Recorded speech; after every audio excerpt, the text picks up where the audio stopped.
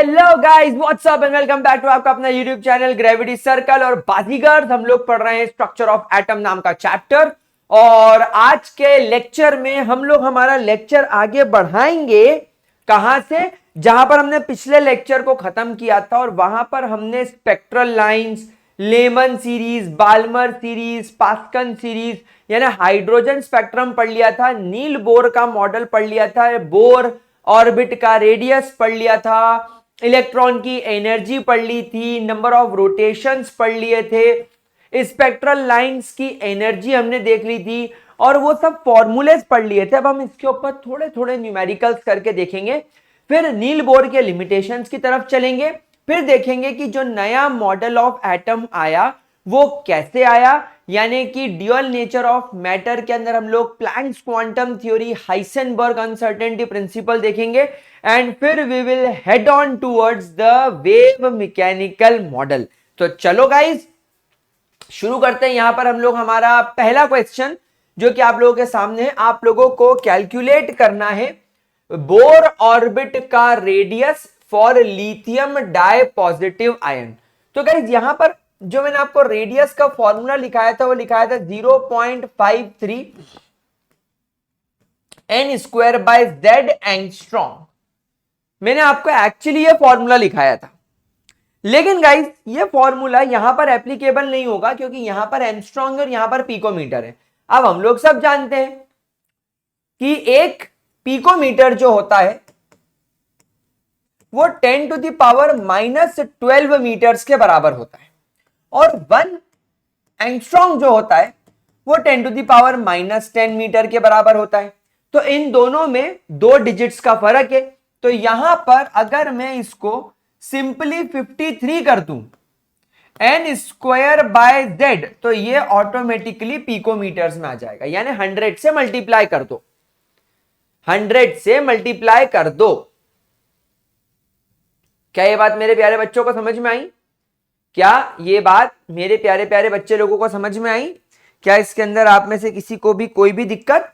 चलो अब यहां पर हम लोग फॉर्मूले के अंदर वैल्यूज पुटअप करेंगे।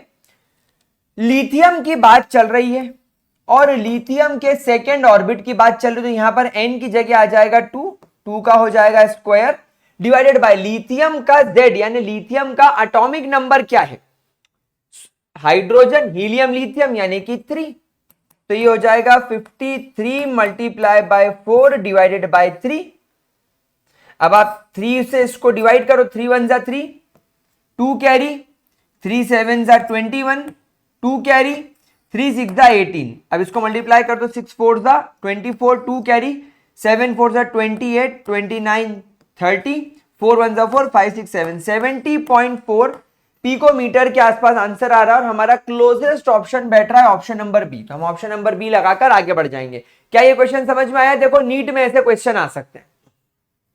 अगला क्वेश्चन देखते हैं, calculate the energy in the first orbit of helium. अब यहां पर मैं आप लोगों के साथ में कंफ्यूजन वाला पॉइंट डिस्कस करूंगा।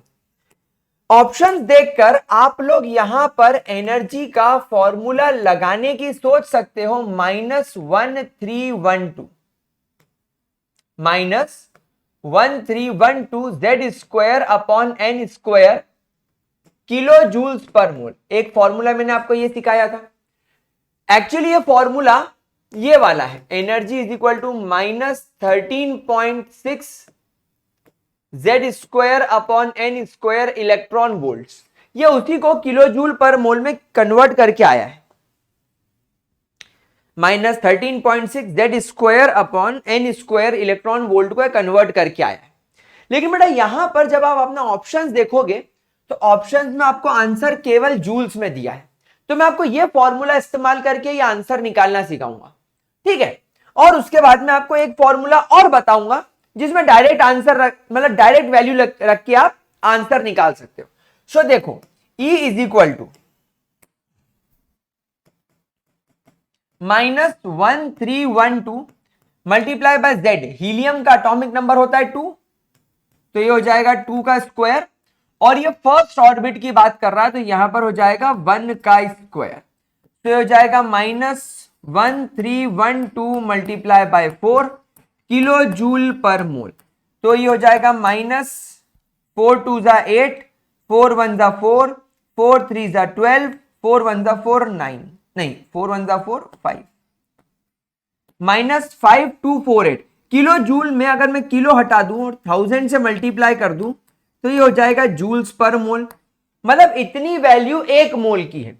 अगर मैं यहां से मोल हटा दूं तो मुझे ये -25248000 को एवोगैड्रो नंबर यानी 6 × 10⁻23 से डिवाइड करना रहेगा। मैंने 6.022 को एक अप्रोक्सीमेट 6 मान लिया। जब आप इसको डिवाइड करोगे तो आपको वैल्यू मिलेगी 6 6 36, 6 7 6 8 48, 6 8 48, 49 50 51 52, 4 कैरी, 6 6 7 42, 2 कैरी, 6 4 24, 4 कैरी, 6 6 36, 6 6 36, 6 6 36.6, तो -874666.6 10⁻23 ऊपर जाकर 10⁻−23 हो जाएगा। आप डेसिमल को 1 2 3 4 5 डिजिट उधर ले जाओगे, 1 2 3 4 5 डिजिट्स, तो हो जाएगा -8.74 इंटू 10⁻, क्योंकि आप डेसिमल को 5 डिजिट्स लेफ्ट में ले गए हो, 10⁻+5 आ जाएगा। तो फाइनल आपका आंसर आएगा 8.74 इंटू 10⁻−18 जूल्स। आपका ऑप्शन नंबर 1 हम लोगों को क्लियर दिख रहा है। या तो आप ये फॉर्मूला लगाओ और इतना दिमाग लगाओ, या तो आप सीधा यहां पर फॉर्मूला लगा सकते हो जो मैंने आपको सिखाया था, that is energy is equal to -2.18 multiply by Z square multiply by Z square upon N square multiply by Z square upon N square joules. तो यहां पर जब आप वैल्यूज पुटअप करोगे -2.18 multiply by Z, atomic number इसका होता है 2, तो 2 2 4, जेड की जगह 2, 2 का स्क्वायर 4, और फर्स्ट ऑर्बिट की बात करो तो 1 का स्क्वायर 1, तो आंसर आ गया -8.84 तो 8.72। अच्छा, यहां पर 2.18 इंटू 10⁻−18 पूरा फॉर्मूला है, E is equal to -2.18 into 10⁻−18, ये ऐसा फॉर्मूला है 2.18 into 10⁻−18 Z square upon N square joules. तो यहां पर आपको 10⁻−18 जूल्स सीधा आंसर मिल जाएगा। तो ये दोनों तरीके सेम है, आप दोनों तरीकों से क्वेश्चन सॉल्व कर सकते हो। मतलब मेरे को हमेशा ये कंफ्यूजन रहता था कि यार ये वाला फॉर्मूला फिर एनर्जी का सर ने अलग से क्यों पढ़ाया, जब सर को ये वाला फॉर्मूला देना था। तो मैं कई बार अपना मन समझा लेता था कि अरे यार ये तो स्पेक्ट्रम का फॉर्मूला होगा, ये इलेक्ट्रॉन का फॉर्मूला होगा। फिर मैं सोचता कि यार इलेक्ट्रॉन का फॉर्मूला है तो इलेक्ट्रॉन भी तो हाइड्रोजन स्पेक्ट्रम का ही है, तो दोनों फॉर्मूले सेम है।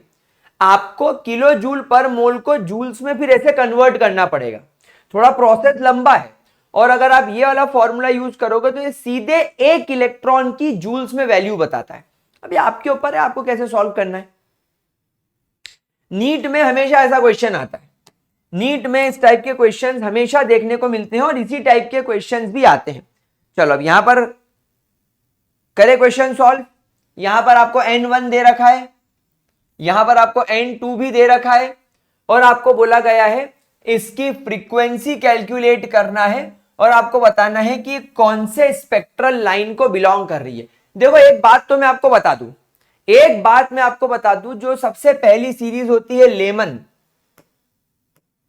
लेमन सीरीज में ni जो होता है वो हमेशा 1 होता है और nf जो होता है वो 2 3 4 हो सकता है। लेमन के बाद में जब आती है अगली सीरीज दैट इज बाल्मर, तो बाल्मर के अंदर ni हमेशा 2 होता है और nf जो होता है वो 3 4 5 हो सकता है। अब क्योंकि बेटा यहां पर तुम्हारी जो लाइन है वो सेकेंड के अंदर जा रही है फोर्थ से, यानी second is the smallest orbital, इससे छोटा कुछ नहीं, तो वो बाल्मर सीरीज को बिलोंग करेगा। तो यहां पर मेरे को 99% आंसर तो मिल गया कि ऑप्शन नंबर 1 ही होगा, क्योंकि ये है ही बाल्मर सीरीज का। समझ में आ रही बात आपको? यानी देखो मैंने क्वेश्चन तो बिना न्यूमेरिकल करे ही सॉल्व कर लिया। तो क्या होता है कि हम लोगों को नीट में कई बार क्वेश्चन ऐसा आ जाता है कि हम सोचते हैं कि और सर पहले तो फॉर्मूले में वैल्यू पुट अप करेंगे और फिर आखिरी में इसके बारे में सोचेंगे। नहीं, आप देखो कि अगर ये n की वैल्यू यहां पर 1 होती या इसको 1 बोल देता तो वो डेफिनेटली लेमन होता, अगर वो 3 कर देता तो पास्कन होता। लेमन, बाल्मर, पास्कन, ब्रैकेट, फंड, इस तरीके से आपको टेबल सिखाई है ना। बट फिर भी हम यहाँ पर फॉर्मूले के अंदर फिर वैल्यूज पुटअप करना शुरू करेंगे। सो फॉर्मूला है nu bar is equal to 109677 bracket में 1 अपॉन n1 का स्क्वायर, तो n1 का स्क्वायर हो जाएगा 4 माइनस 1 अपॉन n2 का स्क्वायर, तो 2 का स्क्वायर हो जाएगा 16 और यहां पर आपको वैल्यू मिल जाएगी पर सेंटीमीटर। तो बस 109677 को 16 4 1 4 4 4 3/16 ये आपका वैल्यू आ गई, ये आपके न्यू बार की वैल्यू आ गई। अब आपको एक्चुअली क्या करना है, आपको फ्रीक्वेंसी निकालनी है। तो पहले आप लैम्डा निकाल लीजिए which is equal to 1 upon nu bar. तो ये हो जाएगा 16 divided by 109677 multiply by 3 centimetre. ये तुम्हारे लैम्डा की वैल्यू हो गई। मेरे प्यारे बच्चों, क्या ये आपको समझ में आया? ये आपके लैम्डा की वैल्यू हो गई। अब आपको क्या निकालना है? अब आपको क्या निकालना है? Frequency. So frequency is equal to C by lambda. C is 3 into 10⁸ metres per second. अच्छा, इस सेंटीमीटर को मीटर में कन्वर्ट कर लेना आप लोग, सेंटीमीटर को मीटर में कन्वर्ट कर लेना, 10⁻⁻2 से मल्टीप्लाई कर देना, तो हो जाएगा 16 मल्टीप्लाई बाय 10⁻⁻2 डिवाइडेड बाय, मतलब ये डिवीजन वाली वैल्यू ऊपर चली जाएगी, 109677 मल्टीप्लाई बाय 3 और ये वैल्यू आपको मिल जाएगी पर सेकेंड में। बस अब आप इसको सॉल्व कर लीजिएगा, you will get the answer. आपको बड़े आराम से आंसर मिल जाएगा। मेरे प्यारे बच्चों, कोई परेशानी तो नहीं आ रही किसी को? ठीक है, कोई परेशानी? तो you will get answer number 1। आपको वो आंसर नंबर 1 ही मिलेगा जब आप फर्दर इसको सॉल्व कर लेंगे तो। ठीक है, चलो आगे बढ़ते हैं। हाँ, एक इलेक्ट्रॉन है, hydrogen atom jumps from some higher level to third level. अच्छा, किसी हायर लेवल से थर्ड में आकर गिर रहा है। तो यहां पर सबसे पहली चीज तो क्लियर हो गई है कि ये ग्राउंड स्टेट में नहीं आ रहा है, ये आकर गिर रहा है थर्ड एनर्जी लेवल पर फ्रॉम हायर, यानी कि 4 5 6 7 8 9 10 से कहीं से आकर थर्ड में गिर रहा है। तो ग्राउंड स्टेट में ना होने की वजह से n(n-1/2) का फॉर्मूला इस्तेमाल नहीं होगा। सो देयरफॉर यहां पर फॉर्मूला कौन सा इस्तेमाल होगा? यहां पर इस्तेमाल होगा formula 1/2 multiply by n2 minus n1 multiply by n2 minus n1 plus 1, n2 minus n1 n2 minus n1 plus 1, ये वाला फॉर्मूला मेरे प्यारे बच्चों यहां पर इस्तेमाल होगा। ठीक है, कोई परेशानी, कोई दिक्कत? ठीक है, अब यहां पर क्वेश्चन में एक चीज और पढ़नी पड़ेगी कि भैया यहां पर इस फॉर्मूले में इज इक्वल टू क्या होता है? वो था number of spectral lines, number of spectral lines. तो यहां पर हमको दे रखा है that there are 3 spectral lines, मतलब यहां पर 3 स्पेक्ट्रल लाइंस है। तो चलो ठीक है, देखते हैं 1/2 ब्रैकेट में n2 माइनस, बेटा थर्ड शेल में आकर गिर रहा है, ये थर्ड शेल में आकर गिर रहा है, तो मैं यहां पर n1 की जगह 3 ले लूं, तो n2 माइनस 3 ब्रैकेट में n2 minus 3 plus 1 is equal to 3।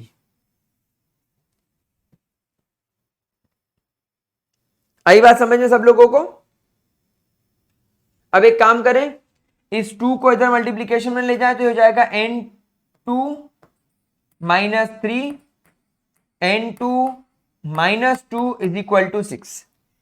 n2 multiply by n2 will become n2 का square minus 2n2 minus 3n2 minus 6 is equal to 6। मैंने दोनों को मल्टीप्लाई कर लिया, तो ये हो जाएगा n2 का square minus 5n2 -6 is equal to 6, तो ये -6 माइनस माइनस +6, तो ये +6 इधर जाकर आ जाएगा, तो ये हो जाएगा n2 का square -5n2 is equal to 0। जब मैं इस 6 को इधर ले गया तो ये 0 हो जाएगा। एक काम करें, एक सेकेंड के लिए n2 कॉमन ले लेते हैं, तो ये हो जाएगा n2 -5 इज इक्वल टू 0। ये इक्वेशन बन गई। अब बात समझना, मतलब अब जो भी है इसका पूरा जो सम है वो 0 के बराबर है। तब यहां पर क्या क्या कंडीशन बन सकती है इस पूरी वैल्यू को 0 करने की? कंडीशन नंबर 1 की मैं n2 की वैल्यू को 0 मान लूं, तो जब मैं n2 की वैल्यू को 0 मानूंगा तो ये भी 0 हो जाएगा, ये भी 0 हो जाएगा, तो 0 -5 मतलब -5, -5 मल्टीप्लाई बाय 0 0। तो एक केस तो ये बनता है। दूसरा केस, अगर मैं n2 की वैल्यू 5 कर दूं तो ये n2 भी 5, ये भी 5, 5 - 5 ये बन जाएगा 0, ये हो जाएगा 5, तो 5 multiply by 0 will be equal to 0। तो ये दो केस बन रहे हैं। अब मेरे को एक बात बताओ, ऑप्शन में 5 और 0 दोनों है, लेकिन बेटा एक बात बताओ, क्या किसी एटम के अंदर एनर्जी लेवल को आपने कभी 0 नाम दिया? एनर्जी लेवल हमेशा 1 से स्टार्ट होता है, मतलब केस 1 पॉसिबल ही नहीं है। So therefore n2 5 will be possible. तो ऑप्शन नंबर 1 के साथ आप लोगों को जाना पड़ेगा। अगले क्वेश्चन की तरफ चलते हैं। If r1 is the radius of first orbital, ठीक है, तो हम लोग एक काम करते हैं, हम रेडियस का फॉर्मूला लिख देते हैं 0.53 n square upon z picometres. क्या यही आपका फॉर्मूला है रेडियस का? देखो अभी हम लोगों ने इस पर रेडियस के ऊपर सबसे पहले ही क्वेश्चन किया था, n square upon z Armstrong का, सॉरी रेडियस का नहीं था, वो एनर्जी का था। हाँ ये रहा 0.53 n square upon z Armstrong, 0.53 n square upon z Armstrong. हमको इसको पिकोमीटर ना लिखते हो, हम इसको एमस्ट्रॉन्ग लिख लेते हैं। अब यहां पर आप देखो इस इक्वेशन के अंदर रेडियस का और n स्क्वायर का डायरेक्ट रिलेशनशिप है, n स्क्वायर और रेडियस का डायरेक्ट रिलेशनशिप है। तो अगर इस पूरे की वैल्यू r1 है तो फिर अगले केस में जब आपका n का वैल्यू 2 हो जाएगा, सो देयरफॉर यहां पर आप देखोगे कि r is directly proportional to n square. So यहां पर क्योंकि n की वैल्यू 2 हो गई तो ये हो जाएगा 2 का स्क्वायर। सो यहां पर r is directly proportional to 4, तो यहां पर आपका जो r2 हो जाएगा वो हो जाएगा 4r1, 4 टाइम्स हो जाएगा। उसके बाद जब आप लोग n की वैल्यू 3 रखोगे तो यहां पर r is directly proportional to 3 का स्क्वायर, यानी r is directly proportional to 9, यानी ये 9 टाइम्स हो जाएगा, तो हो जाएगा 9r1। मतलब आपने इस पूरे को r बोला है ना, आपने इस पूरे को r1 बोला है, और फिर ये हो गया स्क्वायर, तो 0.53 बाय z को r बोला है, और ये 2 का स्क्वायर हो जाएगा 4, तो हो जाएगा 4r1, वैसे ही हो जाएगा 9r1। सिमिलरली n की वैल्यू जब 4 होगी तो यहां पर r is directly proportional to 4 का स्क्वायर, यानी r is directly proportional to 16 times of r1, तो हो जाएगा 16r1। तो मेरे ख्याल से ऑप्शन नंबर 4 इसके साथ में बेस्ट सुटेबल एग्जांपल लग रहा है। ये सब नीट में आए हुए क्वेश्चन है बच्चों, आप समझ रहे हो, नीट में इस तरीके के क्वेश्चन आते हैं और क्या हम लोग बना पा रहे हैं? अरे लल्लू क्वेश्चन है रे, हलवा क्वेश्चन है। नीट का बहुत हलवा लेवल होता है केमिस्ट्री में, फालतू इसको वेटेज देने की या तवज्जो देने की जरूरत नहीं, इसका रॉकेट साइंस बनाने की जरूरत नहीं है। चलो अगला क्वेश्चन देखो, the number of spectral line that are possible when electron in the 4th energy level returns to the ground state, यानी यहां पर n की वैल्यू क्या हो जाएगी 4, ग्राउंड स्टेट यानी 1, तो कोई दिक्कत नहीं हो क्योंकि ये ग्राउंड स्टेट में आ रहा है। So therefore number of spectral lines का फॉर्मूला हो जाएगा n-1 बाय 2। सो फॉर्मूला हो जाएगा 4 -1 बाय 2, यानी 4 मल्टीप्लाई बाय 3 बाय 2, यानी 12 बाय 2, यानी कि 6। Option number 3 is correct. Option number 3 is correct.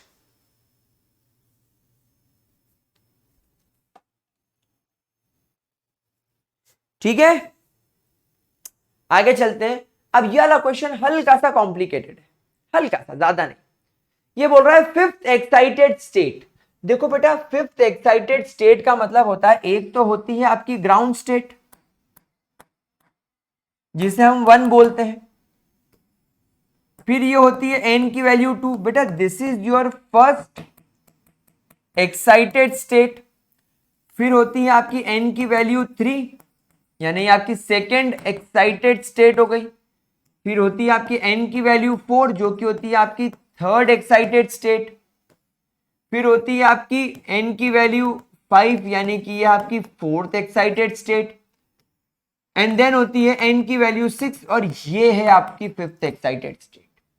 तो जब आपका इलेक्ट्रॉन फिफ्थ एक्साइटेड स्टेट से ग्राउंड स्टेट में आ रहा है तो कितनी नंबर ऑफ स्पेक्ट्रल लाइंस निकल रही है, पहले तो ये देखें। तो n(n-1/2), यहां पर n की वैल्यू हो जाएगी 6 क्योंकि आपका इलेक्ट्रॉन छठे शेल से ग्राउंड शेल में आ रहा है। भले ही वो फिफ्थ एक्साइटेड स्टेट है बट आ तो सिक्स से ग्राउंड में रहा है ना, तो 6 - 1/2, 6 × 5/2, 30/2 यानी कि 15 लाइंस बनेगी। लेकिन ये पूछ रहा है विजिबल रेंज में कब बनेगी। अब एक बात बताओ, विजिबल रेंज मतलब कि आपकी बाल्मर सीरीज, और बाल्मर सीरीज के अंदर जो आपका Ni होता है वो होता है हमेशा 2, और Nf जो होता है वो 3, 4, 5, 6, 7 कुछ भी हो सकता है। तब हमें देखना है कि इन 15 लाइंस में से कितनी लाइंस सेकेंड शेल में आकर गिर रही है। तो देखो, क्योंकि आपका इलेक्ट्रॉन ट्रांसमिट कर रहा है फिफ्थ से, तो एक इलेक्ट्रॉन छठे से गिरकर दूसरे में अटक जाएगा, एक इलेक्ट्रॉन पांचवें शेल से गिरकर सेकेंड में अटक जाएगा, एक इलेक्ट्रॉन फोर्थ शेल से गिरकर सेकेंड शेल में अटक जाएगा, और एक इलेक्ट्रॉन थर्ड से गिरकर सेकेंड में अटक जाएगा। तो ये बन जाएगी आपकी बाल्मर सीरीज, और बाल्मर सीरीज ही आपकी विजिबल का हिसाब किताब रखती है। तो 1, 2, 3, 4 लाइंस मिल रही है, इसलिए ऑप्शन नंबर 1 इज करेक्ट। अगर वो विजिबल की जगह यूवी पूछता तो यूवी में Ni की वैल्यू 1 हो जाती है और Nf की वैल्यू 2, 3, 4, 5 कुछ भी हो सकती है। तो यहां पर छठे से पहले में गिरता तो 1, 2, 3, 4 और 5, यहां पर आपको यूवी के लिए 5 मिलती। तो लेमन हो गया, बाल्मर हो गया, है ना। फिर आपको जो अगला होता पास्कन, तो पास्कन में आपको मिलता 1, 2 और 3, ये आपका पास्कन हो गया। फिर आपका ब्रैकेट, ब्रैकेट में 1 और 2 होता, और फिर होता फंड, उसमें आपको 1 लाइन मिलती। समझ में आ रही है आपको। तो अब आप यहां पर टोटल लाइंस गिनो, देखो लेमन की 1, 2, 3, 4, 5, बाल्मर की 4, पास्कल की 3, ब्रैकेट की 2 और फंड की 1। Lyman, Balmer, Pascal, Brackett, Pfund, 5, 4, 9, 10, 11, 12, 13, 14, 15 आ गई आपकी 15 लाइंस। तो ये फॉर्मूला बिल्कुल सही है। तो इस तरीके से आप लोगों को मेरे प्यारे बच्चों क्वेश्चंस करने पड़ेंगे, ठीक है। आगे बढ़े, चलो अब हम लोग गाइस यहां पर बात करने वाले हैं about the limitations of Bohr model of atom, यानी बोर मॉडल ऑफ एटम के यहां पर लिमिटेशंस क्या होने वाले हैं। Limitations of Bohr model of atom. Guys सबसे पहला लिमिटेशन कि ये केवल हाइड्रोजन और जो हाइड्रोजन जैसी स्पीशीज है, जो हाइड्रोजन और हाइड्रोजन लाइक स्पीशीज है, यानी कि जिनके पास में ओनली 1 इलेक्ट्रॉन होता है, that have only 1 electron, only hydrogen और हाइड्रोजन लाइक स्पीशीज पर ही एप्लीकेबल होता है। तो only for hydrogen, hydrogen like species this model is applicable, this model is applicable. यहां पर वो कौन कौन सी स्पीशीज हो सकती है, देखो एक तुम्हारा हाइड्रोजन हो सकता है, हाइड्रोजन के बाद हीलियम +1 हो सकता है, लिथियम +2 हो सकता है, और बेरिलियम +3 हो सकता है। इतनी स्पीशीज के लिए बेसिकली ये एप्लीकेबल होता है। दूसरा, मेरे प्यारे बच्चों, एक साइंटिस्ट थे जिनका नाम था सोमरफील्ड। सोमरफील्ड ने जब लाइन स्पेक्ट्रम को हाई रेजोल्यूशन माइक्रोस्कोप से ऑब्जर्व करा, तब उसने पाया कि एक लाइन स्पेक्ट्रम जो आपको मिल रहा है वो कोई एक लौती लाइन नहीं है। एक्चुअली वो लाइन भी मल्टीपल लाइंस से मिलकर बनी है। यानी किसी किसी लाइन स्पेक्ट्रम की लाइन में तुम्हें एक ही कलर मिलेगा, किसी किसी में दो अलग अलग कलर्स मिलेंगे और वो दो कलर्स जुड़कर एक बन जाते हैं। कभी कभी आपको तीन कलर मिलेंगे। तो यहां पर हम लोग सेकेंड ड्रॉबैक लिखेंगे, that when Sommerfeld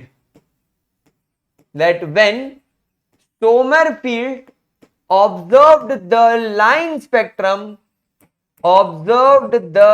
line spectrum through the high resolution microscope, he found that line spectrum itself is made up of 2, 3, 4 or more smaller lines which are not visible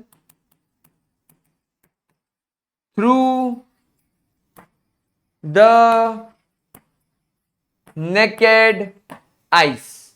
sir इसका experiment एक बार करके बता दो। देखो, तो यहां पर सोमरफील्ड ने क्या करा, यहां पर सोमरफील्ड ने एक हाइड्रोजन का लैंप ले लिया, यहां पर उसने हाइड्रोजन गैस भर दी और यहां पर ले लिया एक हाइड्रोजन का बल्ब। इस हाइड्रोजन के बल्ब से लाइट पास करी, वो लाइट प्रिज्म पर गिरी। प्रिज्म पर गिरने के बाद आपको कुछ लाइन स्पेक्ट्रम मिले। एक आपको लेट से ग्रीन कलर की लाइन मिली,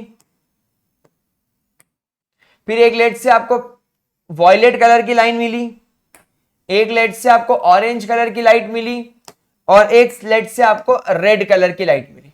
तो जब इस लाइट्स को सोमरफील्ड ने एक हाई रेजोल्यूशन माइक्रोस्कोप, जब उसने इसको एक हाई रेजोल्यूशन माइक्रोस्कोप के साथ में ऑब्जर्व करा, एक बहुत ज्यादा हाई लेवल का और महंगा माइक्रोस्कोप के साथ में जब सोमरफील्ड ने इसको ऑब्जर्व करा, तो उसने देखा कि जैसे ये जो ग्रीन कलर वाली लाइन है, ये तो एक सिंगल लाइन ही है, ये एक सिंगल लाइन ही है। मतलब ये जो हरे कलर की एक सिंगल लाइन आपको दिख रही है, ये रियल में भी एक सिंगल लाइन ही है। तो उसने इसको नाम दे दिया सिंगलेट। लेकिन वो चौंक गया जब उसने देखा कि उसकी ये जो वाली लाइन है ये एक्चुअली एक नहीं बल्कि दो छोटे छोटे कलर से और दो अलग अलग लाइंस से मिलकर बनी है। देखो कुछ इस तरीके से, यहां पर उसे दो अलग अलग लाइंस देखने को मिली, एक लेट से ये कलर की और एक लेट से ये कलर की। तो उसने इसको नाम दे दिया ड्यूप्लेट। फिर उसके बाद में जब उसने ऊपर वाली लाइन देखी तो उसने देखा कि अरे बाप रे ये तो एक, अरे बाप रे ये तो दो, और अरे बाप रे ये तो तीन अलग अलग कलर से मिलकर बनी है। तो इसीलिए इसको नाम दे दिया उसने ट्रिपलेट। फिर उसके बाद में उसने और ऊपर लाइट देखी, अरे बाप रे एक, अरे बाप रे दो, अरे बाप रे तीन, और अरे बाप रे चार अलग अलग लाइन से मिलकर बना है। इसको नाम दे दिया क्वाड्रलेट। तो यहां पर जो नील बोर का आपको सिंपल लाइन स्पेक्ट्रम दिख रहा था कि ये 4 लाइंस शो करेगा केवल और केवल स्पेसिफिक वेवलेंथ की। जब हमने उसको और डिटेल में ऑब्जर्व करा तो हमने पाया कि कुछ लाइन स्पेक्ट्रम सिंगल होते हैं, कुछ डबल, कुछ ट्रिपल, कुछ क्वाड्रालेट। अब इससे क्या समझ में आया? एक्चुअली बेटा यहां पर नील बोर ने क्या बोला था कि ये जो आपको कलर मिल रहा है, ये जो आपको एक लाइन मिल रही है, ये एक शेल की वजह से मिल रही है, ये लाइन एक शेल की वजह से मिल रही है, ये लाइन एक शेल की वजह से मिल रही है, और ये लाइन एक शेल की वजह से मिल रही है। क्योंकि इलेक्ट्रॉन अपने ग्राउंड स्टेट से एनर्जी अब्सॉर्ब करके ऊपर जाता है, और ऊपर से आकर अगर फर्स्ट शेल में गिर जाएगा तो आपको वॉयलेट कलर की लाइट मिलेगी, सेकेंड शेल में गिर जाएगा तो आपको विजिबल मिलेगा, थर्ड शेल में आकर गिर जाता तो आपको इंफ्रारेड मिलेगा। लेकिन जब इसको और डिटेल में देखा गया तो ये पाया गया कि ये जो लाइन है, ये लाइन असलियत में 2 छोटी छोटी लाइन के मिक्सचर से बनी है। तो वो 2 छोटी छोटी लाइन इस बड़ी लाइन के अंदर होने का क्या मतलब है? यानी इस बड़े स्पेक्ट्रम के अंदर 2 बारीक बारीक पतले पतले लंबे लाइन जैसे स्पेक्ट्रम का मतलब क्या है कि यहां पर जो शेल है, एक्चुअली शेल के अंदर सब शेल है। तो यहां पर स्टार बनाकर एक पॉइंट लिखेंगे, and therefore this experiment proved the concept of सब शेल्स। यानी कि आपके एटम के अंदर जो शेल्स हैं वो शेल्स के अंदर सब शेल्स पाए जाते हैं। यानी अगर आप हाइड्रोजन स्पेक्ट्रम बनाओगे तो ये आपका पहला शेल तो ऐसा बनेगा, लेकिन जब आप आपका दूसरा शेल बनाने जाओगे तो इस दूसरे शेल के अंदर आपको एक नहीं बल्कि 2 लाइन दिखाई देगी। फिर जब आप थर्ड शेल में जाओगे तो आपको थर्ड शेल में 1, 2 और 3 लाइन दिखाई देगी। सिमिलरली जब आप फोर्थ शेल पे जाओगे तो आपको 1, 2, 3 और 4 लाइंस दिखाई देती हैं। तो अब होता क्या है कि जब आपका इलेक्ट्रॉन आकर लेट से कोई इनफाइनाइट शेल से आकर अगर फर्स्ट शेल में गिरेगा तो यहीं गिर जाएगा। तो यहां पर आपको केवल और केवल एक सिंगल लाइन दिखेगी जिसे अपन सिंगलेट बोलेंगे। लेकिन अगर वो आकर सेकेंड में गिरेगा तो बेटा सेकेंड शेल में वो हो सकता है यहां भी गिरे और सेकेंड शेल में वो हो सकता है कि यहां भी गिरे। तो इन 2 अलग अलग जगह पर गिरने की वजह से आपको यहां पर ड्यूप्लेट मिलेगा। यानी कि ये जो स्पेक्ट्रम निकल रहा है, इस स्पेक्ट्रम में ये वाली जो लाइन है, स्पेक्ट्रम में ये वाली जो लाइन है, ये लाइन असलियत में 2 छोटी छोटी लाइन से मिलकर बनी है। तो ये नीचे वाली लाइन और ऊपर वाली लाइन कैसे बनी होगी? नीचे वाली लाइन बनी होगी जब इलेक्ट्रॉन गिर के नीचे वाले सब शेल में आया होगा, और ऊपर वाली लाइन बनी होगी स्पेक्ट्रम की जब इलेक्ट्रॉन ऊपर वाले शेल में रह गया होगा। तो यहां पर हमको ये समझ में आया कि सेकेंड शेल के अंदर आपको 2 सब शेल दिखाई दे रहे हैं। फर्स्ट शेल के अंदर आपको केवल एक ही शेल दिखाई देगा या वही सब शेल है। यहां पर आपको 3 दिखाई देंगे, मतलब इसके अंदर आपको 3 सब शेल दिखाई देंगे थर्ड शेल पे, इसे ट्रिपलेट बोला गया। और यहां पर आप लोगों को 4 सब शेल दिखाई देंगे क्योंकि इसे नाम दिया गया क्वाड्रालेट। तो यहां पर आप देखो नील बोर के कॉन्सेप्ट के अंदर सब शेल बताने की कमी रह गई।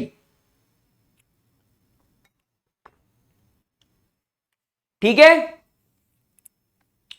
उसके बाद में तीसरा ड्रॉबैक या लिमिटेशन ये था कि he was not able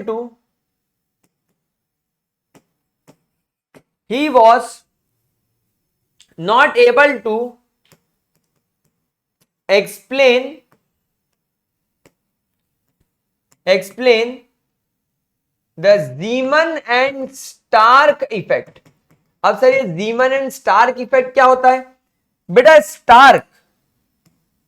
Stark बोले तो अपना टोनी स्टार्क है आयरन मैन, और आयरन मैन की पूरी मशीन चलती है इलेक्ट्रिसिटी से। वो उसके यहां पर एक आर्क रिएक्टर होता है, यानी इलेक्ट्रिसिटी से। तो स्टार्क इफेक्ट मतलब इलेक्ट्रिक फील्ड, ध्यान रखना। तो जीमन आंटी क्या हो गई, जीमन अपने आप बन गई एमएफ। एमएफ का मतलब वो नहीं जो तुम सोच रहे हो, इसका मतलब होता है magnetic field. So basically जीमन effect का मतलब होता है splitting of spectral lines, splitting of spectral lines in high magnetic field, and इसका मतलब होता है splitting of spectral lines in high electric field। तो एक्चुअली जो आपकी स्पेक्ट्रल लाइंस होती हैं, यानी जो आपका लाइन स्पेक्ट्रम होता है जो प्रिज्म से निकल रहा है, अगर मैं इसके ऊपर हाई मैग्नेटिक फील्ड लगा दूं तो ये बिखर जाएगा, स्प्लिट हो जाएगा। जो स्ट्रेट लाइन में चल रहा था ये बिखर जाएगा। सिमिलरली अगर मैं इन पर हाई इलेक्ट्रिक फील्ड लगा दूं तो भी ये बिखर जाएगा। तो नील बोर इसको एक्सप्लेन नहीं कर पाए थे कि ये बिखर रहा है तो क्यों बिखर रहा है। अच्छा, नील बोर का atom was not able, it was not able to explain the chemical bonding, कि आपका एक एटम क्यों केमिकल बॉन्डिंग करके मॉलिक्यूल बनाता है या मॉलिक्यूल का फॉर्मेशन कैसे होता है। ठीक है, तो गाइज ये हो गए आपके नील बोर के सारे ड्रॉबैक। अब गाइज हम लोग आगे चलेंगे और अब हम लोग देखेंगे कि जिस हिसाब से नील बोर के मॉडल की वाट लगी, अब हम लोगों को फाइनली एक बहुत अच्छा मॉडल बनाना है।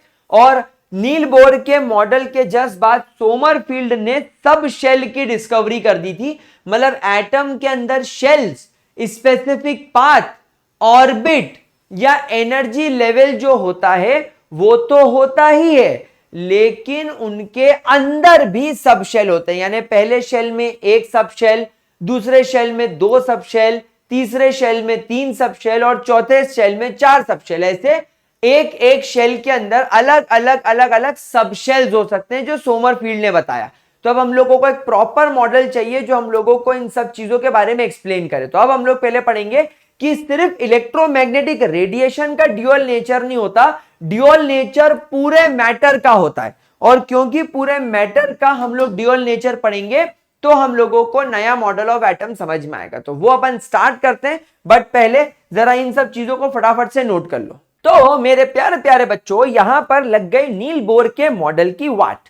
देखो, नील बोर के मॉडल की वाट लगना इज नॉट दैट कि जो आपको अनअकैडमी के कोटा सीरीज में केमिस्ट्री के बारे में ऐसा बोला गया था कि भाई केमिस्ट्री में एक मॉडल पहले बैठ के बना लो। नहीं, ये स्टेप बाय स्टेप की प्रोसेस होती है। मतलब पहले कुछ एक बनाया, फिर उसको पूरा प्रॉपर तरीके से स्टडी करा, फिर उसमें जो कमी थी वो अगले मॉडल में पूरी करी गई, फिर उसमें जो कमी थी वो अगले मॉडल में पूरी करी गई, फिर उसमें जो कमी थी वो अगले मॉडल में पूरी करी गई। ऐसे करके एक परफेक्ट मॉडल बना। लेकिन शायद अनअकैडमी वालों को लगता है कि एक ही बार में परफेक्ट बन जाएंगे, शायद इसलिए अभी तक परफेक्ट नहीं बन पाए। हाँ, तो मेरे प्यारे बच्चों, यहां पर हम लोग बात कर रहे हैं केमिस्ट्री के अंदर स्ट्रक्चर ऑफ एटम की, जिसमें एक एक करके स्टेप बाय स्टेप चीजों को रेक्टिफाई किया गया। तो यहां पर नील बोर का मॉडल फ्लॉप नहीं हुआ, फेल नहीं हुआ, तो उसमें कुछ लिमिटेशंस आए। अब उन लिमिटेशंस को दूर करने के लिए दूसरे साइंटिस्ट लोगों ने काम किया, एंड ये नेवर एंडिंग प्रोसेस धीरे धीरे चीजों को डेवलप करती चलती है, जैसे हम और आप डेवलप होते रहते हैं। एक बात बताऊं, ये अनअकैडमी वालों को पूरा डेवलप्ड आदमी चाहिए पहले दिन, ऐसा नहीं होता, इसीलिए बेचारों की लुटिया डूब रही है। ओके, चलो आगे बढ़ते हैं।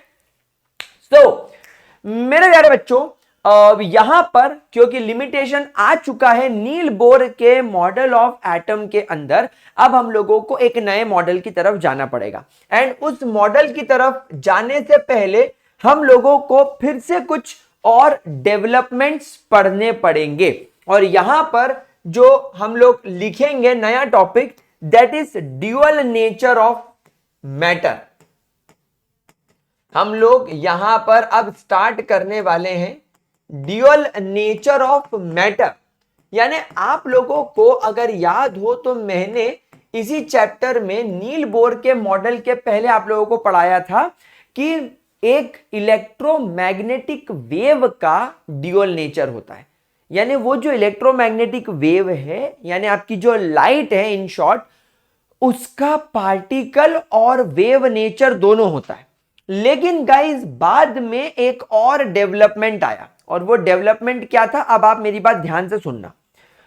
एक कैफे था, कैफे में Niels Bohr, de Broglie, Planck's, Einstein, ये सब बैठे हुए थे, गप्पे लड़ा रहे थे, बातचीत कर रहे थे। इतने में आइंस्टाइन ने बोला कि देख भाई, तेरे को एक बात बताऊं। उन्होंने बोला क्या? तुम सब लोगों की E is equal to MC square. Einstein ने क्या बोला कि तुम सब साले बहुत ज्यादा MC हो, इसलिए तुम्हारी E is equal to MC square. मजाक मजाक में बात चल रही थी, तो आइंस्टाइन ने लोगों को बोला कि तुम सब लोगों की E is equal to MC square, where M is mass and C is velocity. ठीक है भैया, सब लोग हंस दिए, खूब मजा आया, सब लोग हंस दिए, खूब मजा आया।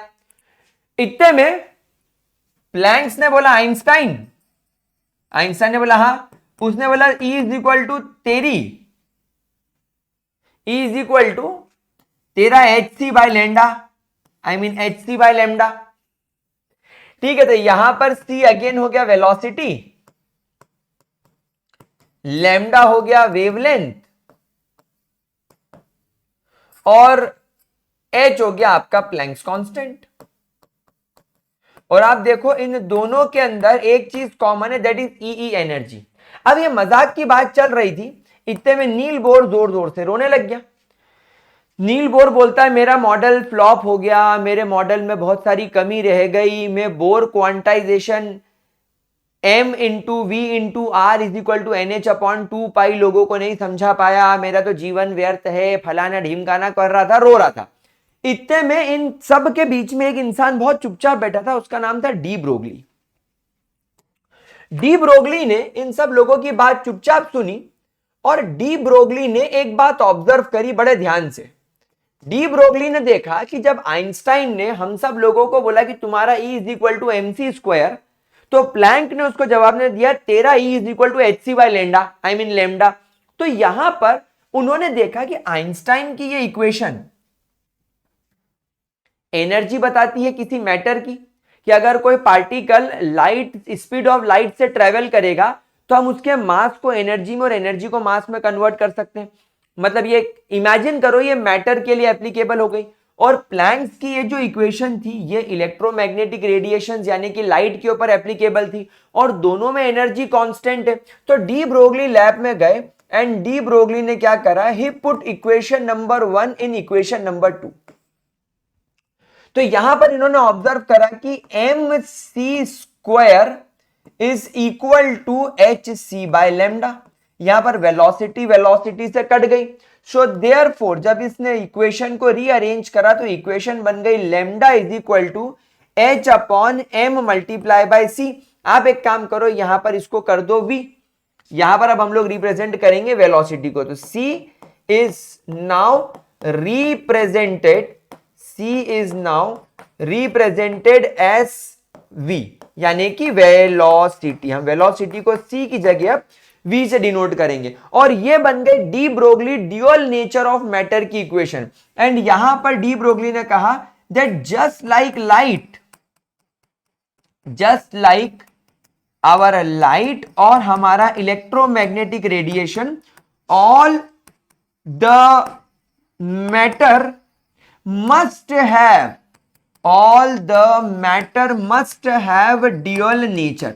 यानी डी ब्रोगली ने कहा इस दुनिया में जितना भी मैटर है उन सब लोगों का ड्यूअल नेचर होता है। यानी मेरा भी ड्यूअल नेचर है, आपका भी ड्यूअल नेचर है, इलेक्ट्रॉन का भी ड्यूअल नेचर है, एटम का भी ड्यूअल नेचर है, और ये लाइट का भी ड्यूअल नेचर है।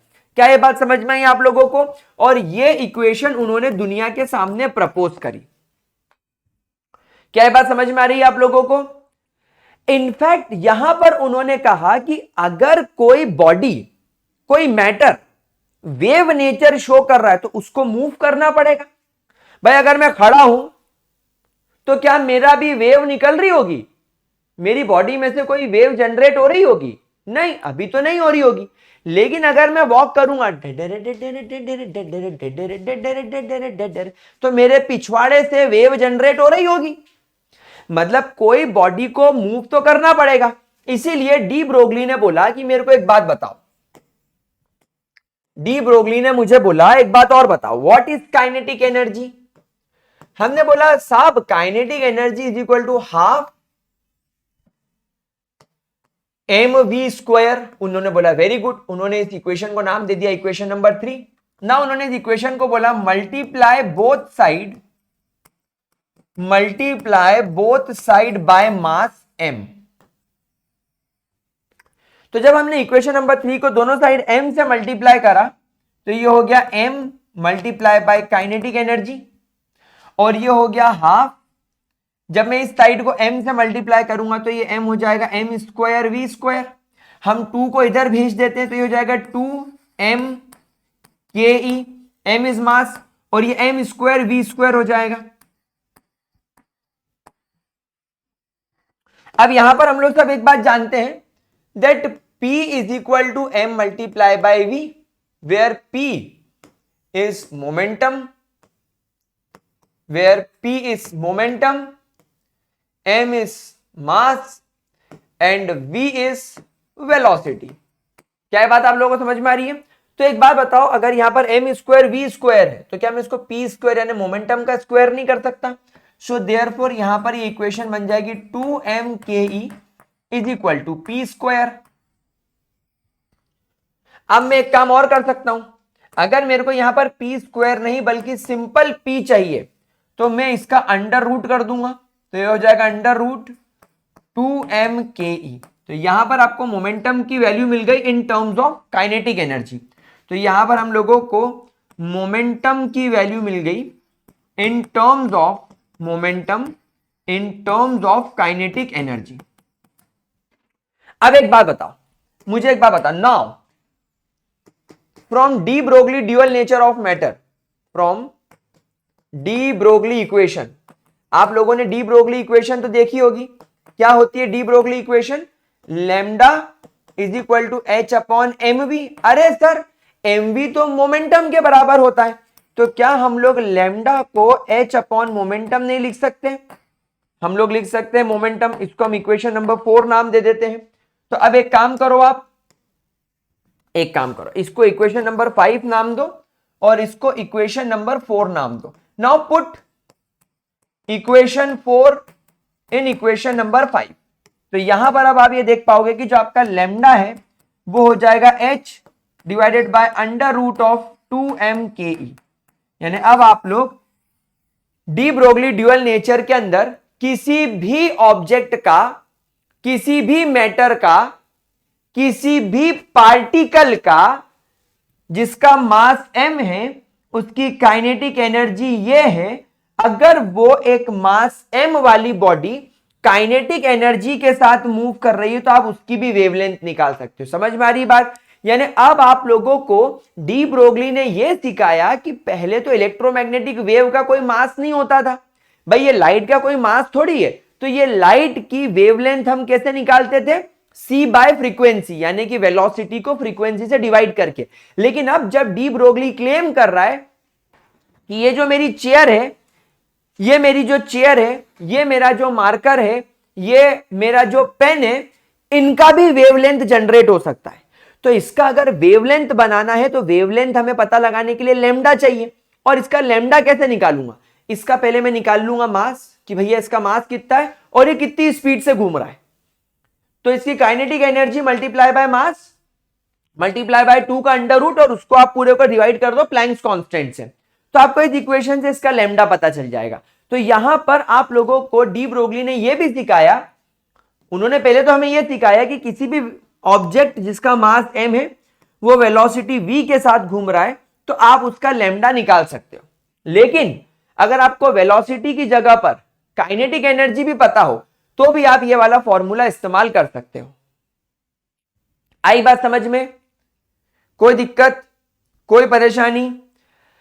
जैसे ही ये इक्वेशन मार्केट में आई, जैसे ही ये इक्वेशन मार्केट में आई, सबसे ज्यादा खुश हुआ अपना आइंस्टाइन, क्योंकि आइंस्टाइन ने जब डी ब्रोगली की इक्वेशन पढ़ी तो आइंस्टाइन ने बोला कि ये तुम्हारे एटम का न्यूक्लियस है। सबने बोला हां। आइंस्टाइन ने बोला ये तुम्हारा इलेक्ट्रॉन है। सबने बोला हां।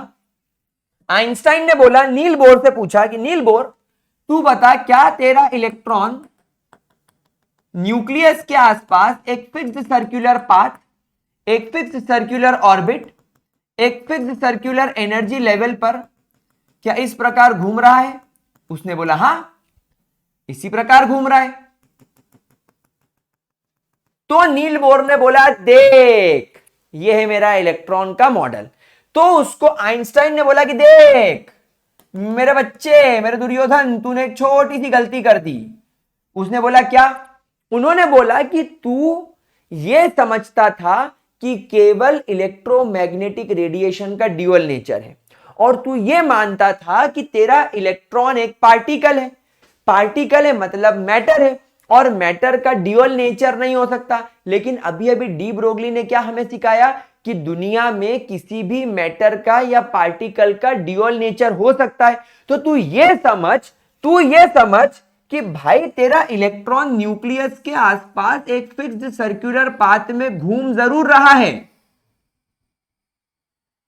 लेकिन वो अपने आसपास वेव भी जनरेट कर रहा है। यानी इलेक्ट्रॉन इस प्रकार से वेव जनरेट करता हुआ चल रहा है, जो तूने मिस कर दिया। तू सोच रहा था कि तेरा इलेक्ट्रॉन बस ऐसा सर्कुलर पाथ में ये ऐसा चले जा रहा है, बस ये ऐसा ऐसा ऐसा ऐसा घूमे जा रहा है, लेकिन ऐसा नहीं है। वो ऐसा घूम रहा है, वो वेव बनाते हुए चल रहा है, वो वेव फॉर्म में चल रहा है। तू सोच रहा है कि वो सर्कुलर घूम रहा है, ऐसे ऐसे घूम रहा है, लेकिन वो ऐसे नहीं घूम रहा है, वो ऐसे घूम रहा है, ये समझ रहे हो? वो ऐसे ऐसे ऐसे ऐसे वेव बनाता हुआ चल रहा है। तो अब तू एक बात बता, इस सर्कुलर पाथ का अगर मैं बात करूं सरकमफेरेंस क्या होगा? भाई सरकमफेरेंस तो हमें पता लगाना पड़ेगा। इस पर्टिकुलर इलेक्ट्रॉन का न्यूक्लियस के आसपास एक सर्कुलर फॉर्म में घूमना, मतलब हमें सरकमफेरेंस की जरूरत है। सरकमफेरेंस होता है 2 पाई आर,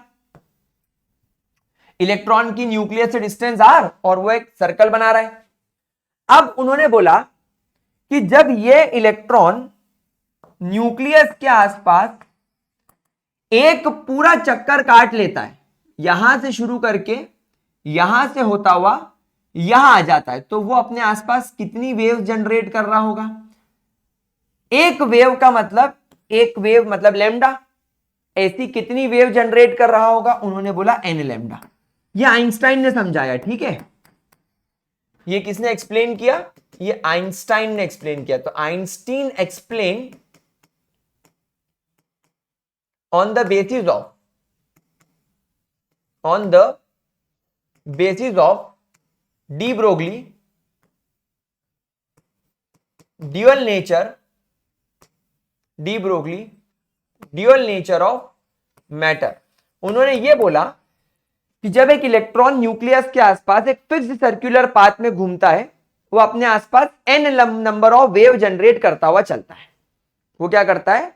वो अपने आसपास n number of wave generate करता हुआ चलता है। कोई परेशानी? क्या यहां पर आप लोगों को किसी भी तरीके की कोई भी दिक्कत? पक्का? 100% क्लियर? अच्छा, उन्होंने बोला नाउ यहां पर डी ब्रोगली की इक्वेशन लगाओ, where lambda is equal to h upon mass into velocity. ये इक्वेशन नंबर 2 लगाओ and put equation number 2 in 1 and put equation number 2 in equation number 1। तो यहां पर आपका इक्वेशन नंबर 2 को जब आप इक्वेशन नंबर 1 में रखोगे तो दिखने लगेगा मुझे 2 pi r is equal to n h upon M we. अब उन्होंने बोला इस इक्वेशन को जरा रीअरेंज करो, इस इक्वेशन को जरा रीअरेंज करो। तो जब आप इस इक्वेशन को रीअरेंज कर रहे थे, तो रीअरेंज करने पर हमें पता चला दैट 2 सॉरी, ये m और v को मैं ऊपर ले गया तो ये हो गया m v और r। NH तो अपनी जगह पर था और ये जो 2 पाई था इसको मैं नीचे ले आया। अरे बाप रे बाप सर, बोर क्वांटाइजेशन प्रूव हो गया सर, बोर क्वांटाइजेशन प्रूव हो गया। अरे सर, बोर इसी में तो गंजा हो गया था सोच सोच के। बोर को यही तो नहीं आ रहा था, बोर यही तो बोल रहा था कि जो एंगुलर मोमेंटम मुझे इस फॉर्मूले से मिल रहा है वही मुझे इस फॉर्मूले से भी मिल रहा है। h अपॉन 2 पाई की वैल्यू तो हमेशा कांस्टेंट होती है। h की value 6.6 into 10 to the power -34 joule second, 2 multiply by pi 3.14। बस जैसे जैसे मैं n की जगह पर 1 रखता था तो मुझे एक वैल्यू मिलती थी, 2 रखता था तो मुझे अलग वैल्यू मिलती थी, 3 लगता था तो मुझे अलग वैल्यू मिलती थी, 4 लगता था तो मुझे अलग वैल्यू मिलती थी। सिमिलरली जैसे जैसे यहां पर मास और वेलोसिटी और रेडियस की मैं वैल्यू पुटअप करता था तो मुझे जब ये वैल्यू मिलती थी मुझे सेम वैल्यू उसकी मिलती थी। यानी जब इलेक्ट्रॉन फर्स्ट शेल में होता था तो फर्स्ट शेल में इलेक्ट्रॉन की वेलोसिटी और न्यूक्लियस से उसका डिस्टेंस r, जब मैं यहां पर v और r रखता था और m से मल्टीप्लाई करता था तो मुझे जो न्यूमेरिकल वैल्यू मिलती थी वो यहां पर h अपॉन 2 पाई में n की जगह पर 1 रख के मिलती थी। तो वो परेशान हो गया था कि NH अपॉन 2 पाई का क्या रिलेशन है m into v into r से, यानी एंगुलर मोमेंटम से NH अपॉन 2 पाई का क्या रिलेशन है वो नहीं समझ पाया। और h अपॉन 2 पाई हमेशा फिक्स्ड है, कांस्टेंट है, क्वांटाइज, इसलिए उसका नाम बोर क्वांटाइजेशन रख दिया था। तो अब तुमको समझ में आया कि नील बोर अपने मॉडल में कहां चूक कर गया। नील बोर अपने मॉडल में एक जरा सी चूक कर गया, वो ये नहीं बता पाया कि इलेक्ट्रॉन का भी यहां पर ड्यूअल नेचर होगा। तो यहां पर डी ब्रोगली के इस पूरे एक्सपेरिमेंट से, इस पूरे एक्सप्लेनेशन से नील बोर का मॉडल फिर से एक बार यह बात प्रूव कर गया कि हां, इलेक्ट्रॉन न्यूक्लियस के आसपास एक फिक्स्ड सर्कुलर ऑर्बिट में घूमते हैं, बट इस तरीके से वेव बनाते हुए, मतलब वो एकदम ऐसे सर्कुलर पाथ पे नहीं घूमते, वो ला ला ला ला ला ला ला ला ला ला ला ला ला ऐसे घूमते। कभी पास आते हैं न्यूक्लियस के तो कभी दूर जाते हैं तो कभी पास आते हैं, लेकिन घूमते एक पर्टिकुलर एरिया में ही है। वो रदरफोर्ड की तरह नहीं कि इलेक्ट्रॉन यहां है तो कभी यहां आ गया, फिर वहां चला गया, फिर यहां आ गया, फिर वहां चला गया, ऐसा रैंडमली नहीं घूमेंगे। वो घूमेंगे एक फिक्स्ड सर्कुलर डिस्टेंस पे ही, रेडियस आर पे ही, लेकिन हल्का सा दूर हल्का सा पास, हल्का सा दूर हल्का सा पास, इस तरीके से वेव बनाते हुए चलेंगे। और बेटा ये मॉडर्न मॉडल के लिए एक बहुत इंपॉर्टेंट बात रही, एक बहुत इंपॉर्टेंट चीज रही। आगे बढ़े, आगे चलते हैं, एक और इंटरेस्टिंग बात समझते हैं कि फिर इसके बाद में आइंस्टाइन ने डी ब्रोगली से बोला कि क्यों भाई टाइम मशीन बना ले क्या। उन्होंने बोला कैसे। उन्होंने बोला देख, जैसे मेरे पास में मास है,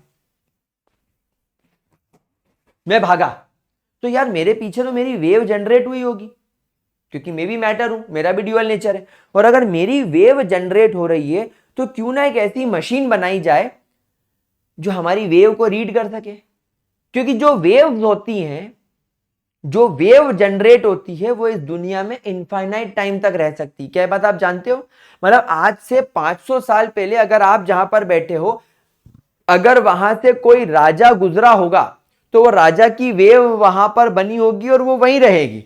तो अगर हम लोग कुछ ऐसी मशीन बना लें कि हम उन वेव को स्टडी कर सके तो हमको पता चल जाएगा कि पास्ट में कहां कहां क्या क्या हुआ, कैसे कैसे हुआ। तो डी ब्रोगली ने बोला थांबा थांबा रे बाबा, थांबा रे देवा, इतना ज्यादा एक्साइटेड नहीं होने का रे बाबा, 2 घूंट लगा पैक का, दवाई है रे दवाई है, तेरे को मालूम मेरे खोपड़ी में कितना टेंशन है, दवाई है दवाई ले। तो आइंस्टाइन ने बोला क्यों।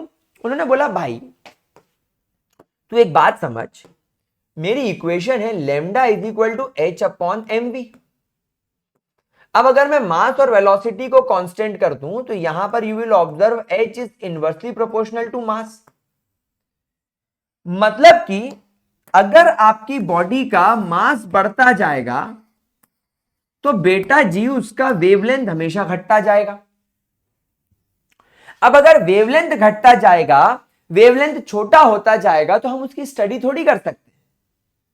सो देयरफॉर दिस एक्सप्रेशन, तो देयरफॉर ये जो डी ब्रोगली का ड्यूअल नेचर ऑफ मैटर है ना, is applicable, it is applicable only for microscopic, only for microscopic bodies, केवल और केवल माइक्रोस्कोपिक बॉडीज के लिए एप्लीकेबल होगा। लाइक आपका इलेक्ट्रॉन, लाइक आपका प्रोटॉन, लाइक आपका न्यूट्रॉन, ऐसी छोटी छोटी माइक्रोस्कोपिक बॉडीज के लिए एप्लीकेबल होगा। And it is not applicable for, and it is strictly not at all for the macroscopic body. अगर आपके पास में कोई मैक्रोस्कोपिक बॉडी है तो ये उसके लिए तो बिल्कुल काम नहीं करेगा। ये बात को ध्यान रख लेना अच्छे तरीके से मेरे प्यारे प्यारे गुलजारी लालो। डन, समझ में आ गया? Very good. चलो, तो यहां पर हम लोग का अगर डी ब्रोगली बढ़िया तरीके से क्लियर हो गया तो आओ हम लोग डी ब्रोगली के ऊपर कुछ क्वेश्चंस देखते हैं जो हम लोगों को करने पड़ेंगे। यहां पर मैं आप लोगों को इसकी अप्रोच बताऊंगा और नीट में भी आप लोगों को यही अप्रोच फॉलो करनी है और ये सच में नीट में ऐसे ही सवाल आते हैं। तो मैं आपको बता दूं कि कोई रॉकेट साइंस नहीं है नीट को क्रैक करना, बस क्वेश्चन समझना जरूरी है और उसकी अप्रोच पकड़ना जरूरी है। तो देखो यहां पर आपको कैलकुलेट करना है लैम्डा यानी वेवलेंथ उस बॉल की जिसका मास 150 ग्राम है और वेलोसिटी इतनी है। तो यहां पर मेरे प्यारे बच्चों आप लोग lambda is equal to H upon M V वाला फॉर्मूला लगाएंगे।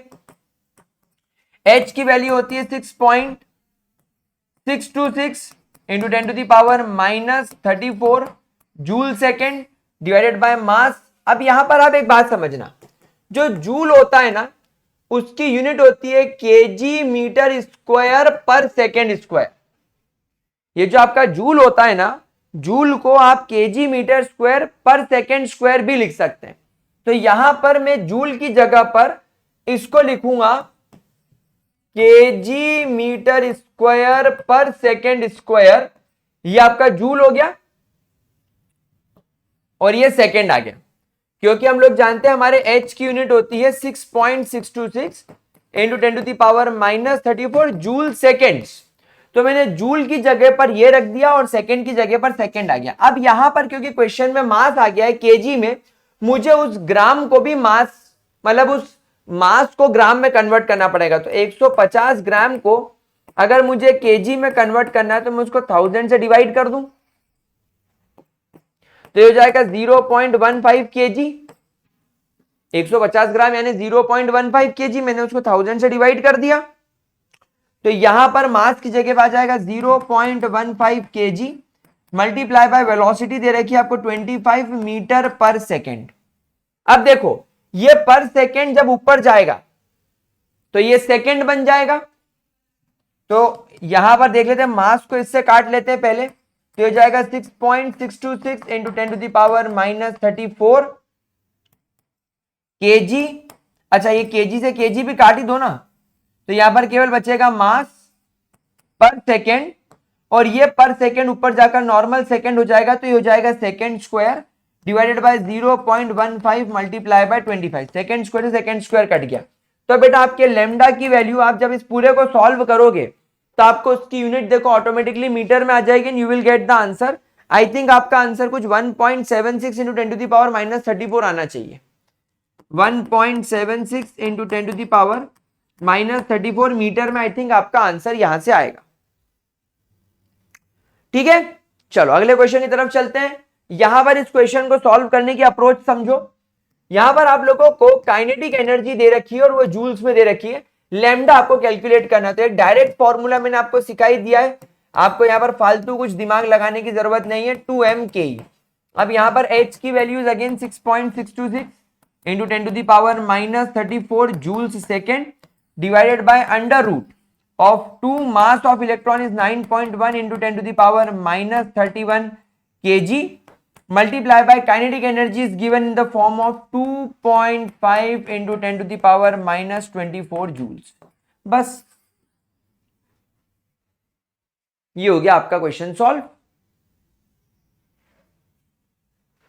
बोलो मेरे प्यारे बच्चों,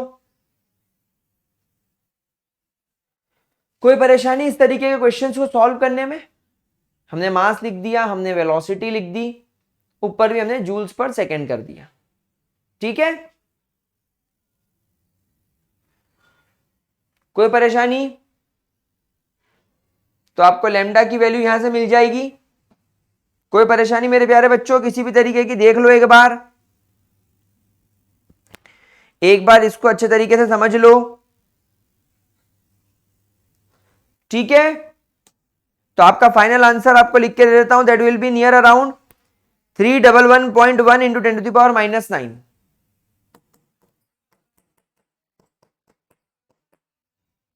मीटर्स में आपका आंसर आएगा, ठीक है मेरे प्यारे बच्चों? अंडरस्टैंड कर रहे हो इस चीज को? पक्का? चलो अगले क्वेश्चन की तरफ चलें। अगला क्वेश्चन कह रहा है वही आपको वापस से लल्लू चप्पू सवाल, अप्रोच हम लोग सब इसकी समझ गए हैं। लैम्डा निकालना है, H/mv लगाना है। H is 6.626 into 10⁻⁻34 joules. Joules की जगह में लिखूंगा KG metre square per second square. Seconds divided by mass की वैल्यू आपको 0.1 केजी दे रखी है, टेंशन वाली बात नहीं है। 10 मीटर पर सेकेंड, तो ये पर सेकेंड ये सब कट जाएगा, केजी केजी कट जाएगा, मास मास को काट देगा, बस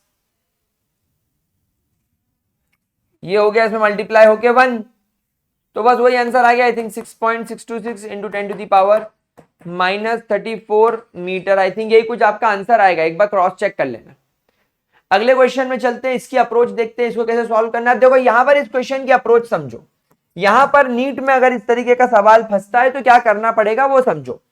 यहां पर आपको एक बीम दे रखी है, आपको इसका लैम्डा निकालना है। मेरे को कोई चिंता नहीं है, लैम्डा निकालने का फॉर्मूला मेरे पास में है।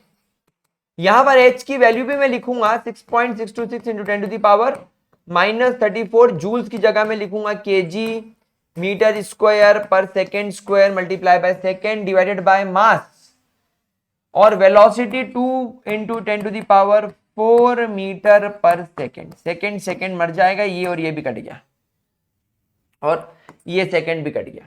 अब यहां पर एक्चुअली आपके पास में हीलियम एटम का मास नहीं है, लेकिन बेटा यहां पर आप जानते हो कि अगर मेरे पास में 1 मोल हीलियम होगा, यानी अगर मेरे पास में 6.022 इंटू 10⁻23 हीलियम के एटम होंगे तो वो हमेशा 4 ग्राम के बराबर होगा।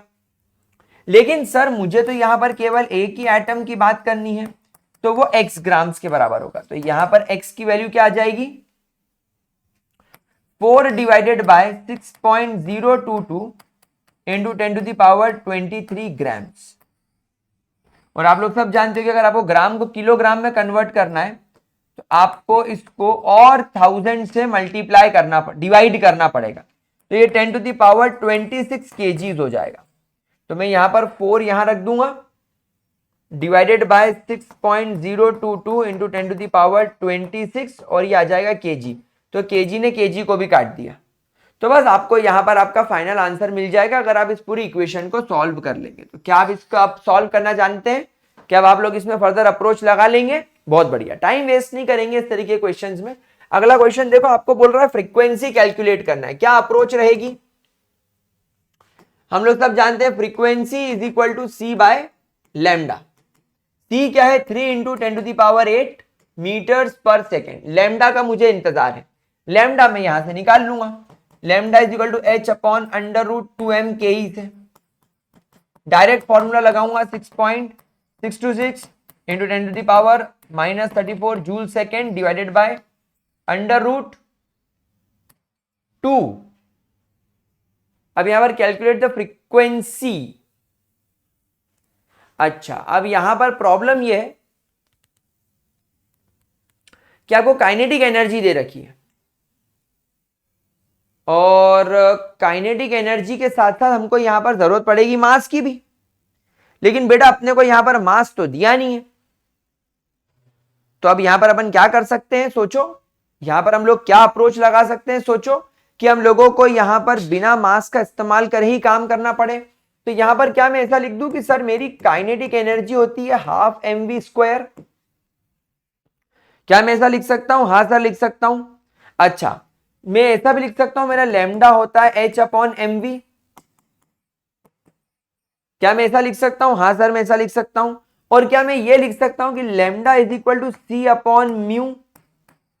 ये तो मैंने ऊपर भी लिख रखा है। तो ऊपर वाली इक्वेशन को भी अपन हटा देते हैं। तो गाइज ये 3 इक्वेशन अपने को समझनी है,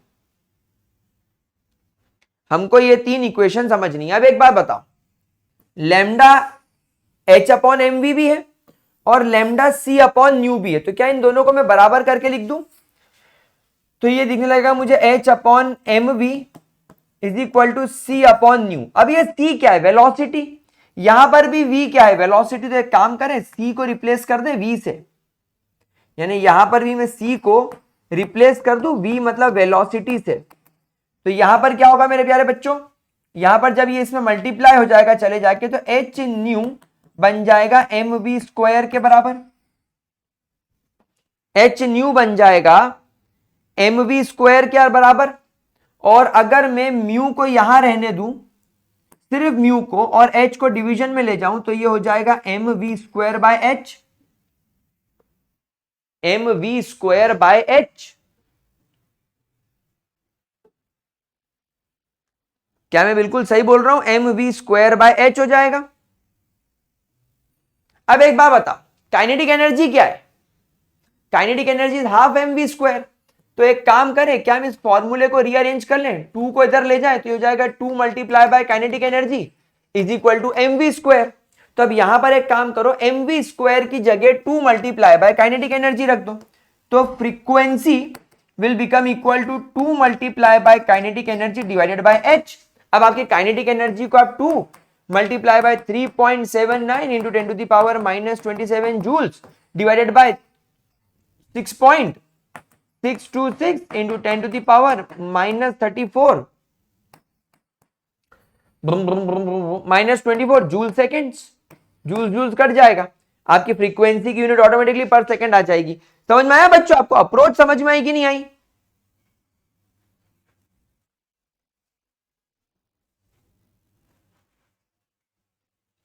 क्या आप लोगों को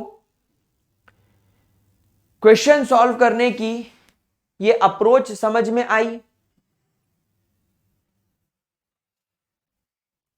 चेक करो और मुझे बताओ कि क्या आप लोगों को तरीका समझ में आया। मतलब हमको ये वाला फॉर्मूले का यहां पर इस्तेमाल ही नहीं करना पड़ा, हमको यहां पर ये वाला फॉर्मूला लगाना पड़ा। हमने क्या बोला, देखो kinetic energy half M V square होती है, lambda H upon M V होता है मास अपॉन वेलोसिटी, और लेमडा होता है वेलोसिटी अपॉन न्यू।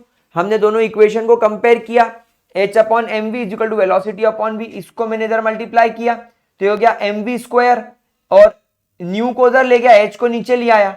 अब यहां पर एम वी स्क्वायर जो होता है वो यहां एम वी स्क्वायर के बराबर आ रहा है, लेकिन यहां हाफ है, तो ये 2 को मैंने इधर मल्टीप्लाई कर दिया तो ये हो जाएगा 2 kinetic energy is equal to M V square. तो यहां पर एम वी स्क्वायर की जगह मैंने पूरा 2 काइनेटिक एनर्जी रख दिया। तो था क्या इसके अंदर? क्या लफड़ा था आप बताओ? सर कोई लफड़ा ही नहीं था।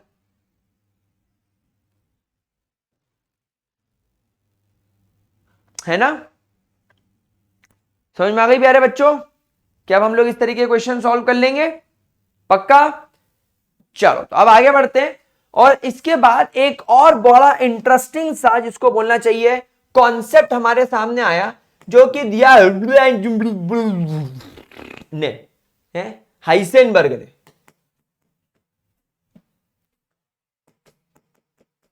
हाइसेनबर्ग ने दिया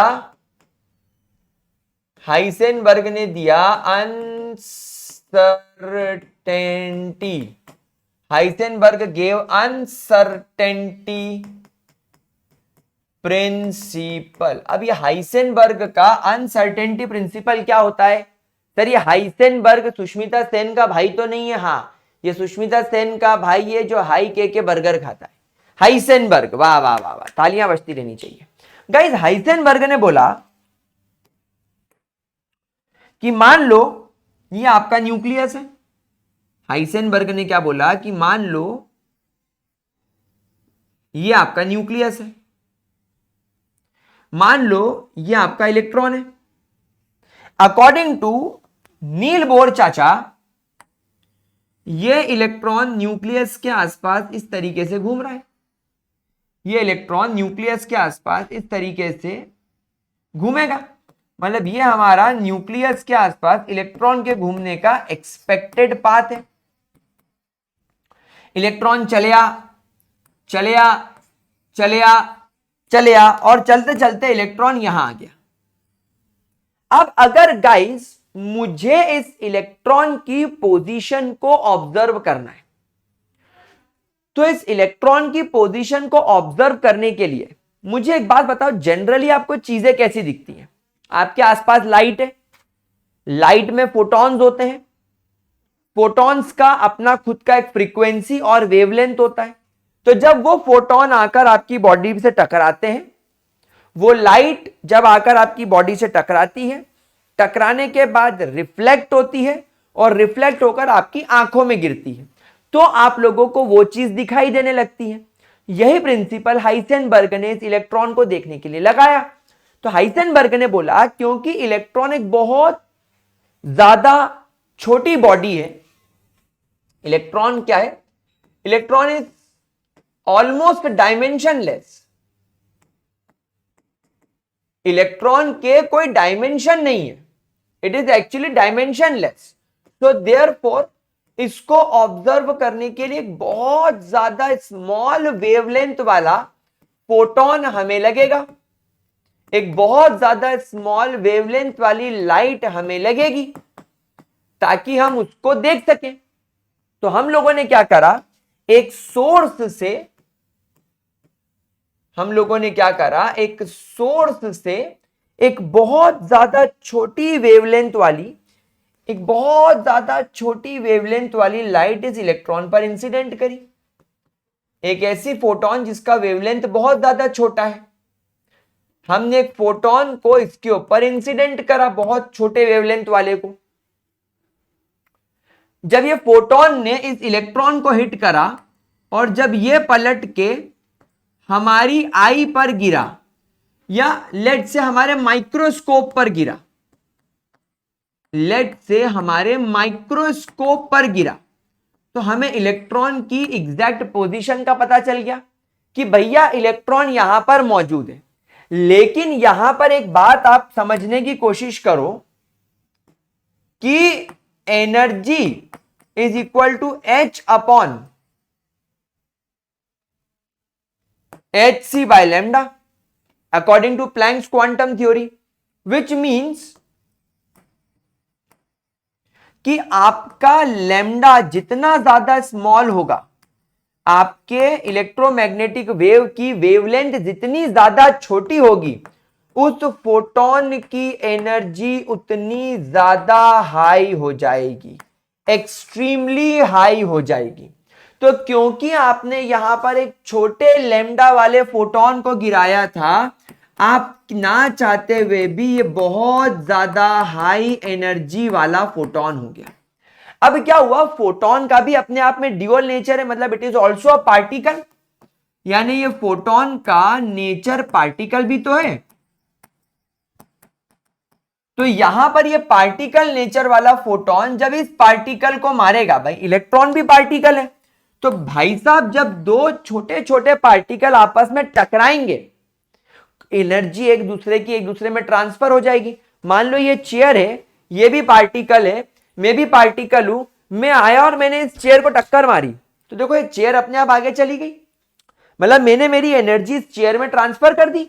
तो बेटा यहां पर ये फोटोन अपनी एनर्जी इलेक्ट्रॉन में ट्रांसफर कर देगा, और इलेक्ट्रॉन में अपनी एनर्जी ट्रांसफर करने के बाद इलेक्ट्रॉन एक नए पाथ पर भटक जाएगा, इलेक्ट्रॉन एक न्यू पाथ पर it will start moving.